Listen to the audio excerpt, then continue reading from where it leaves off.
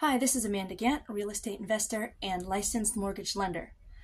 Today I just wanted to share what I consider to be my biggest real estate mistake of my entire real estate career.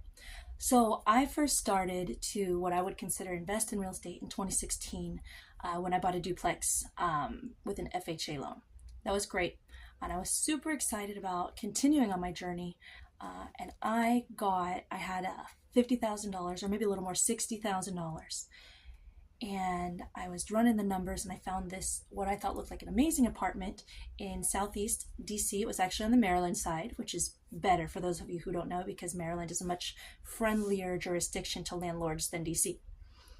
That place had just been renovated. I went ahead and bought it cash. It was very quick, very easy to buy. I bought it with a realtor and I went ahead and got a tenant. My tenant ended up being fantastic. She paid mostly on time, and if not on time, she communicated with me and let me know. But as I went to the condo board meetings, I learned other things. I learned that 30% of the units were not paying their condo dues ever. I learned that the building did not have enough of a budget to buy insurance for the building. And I learned that the roof was leaking, which was causing problems in many of the units. Now, it was a 3-story building and I was on the first floor. It won't take long for the water to leak down.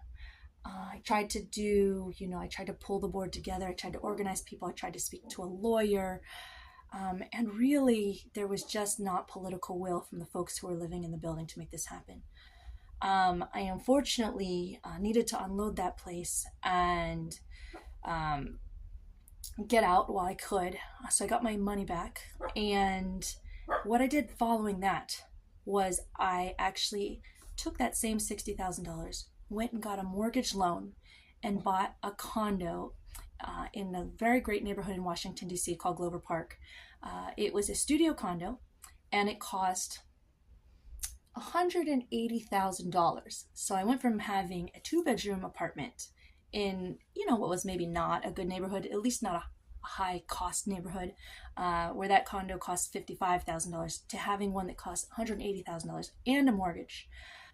But I ended up making the same cash flow from that and using a mortgage to do so. And so I still have that property today. I've had it since around 2017.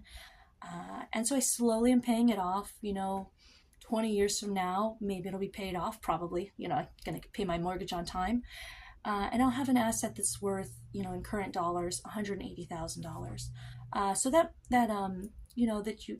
equity you get from paying down your mortgage slowly is real. It takes time, but it's much safer than buying cash in a place that's affordable.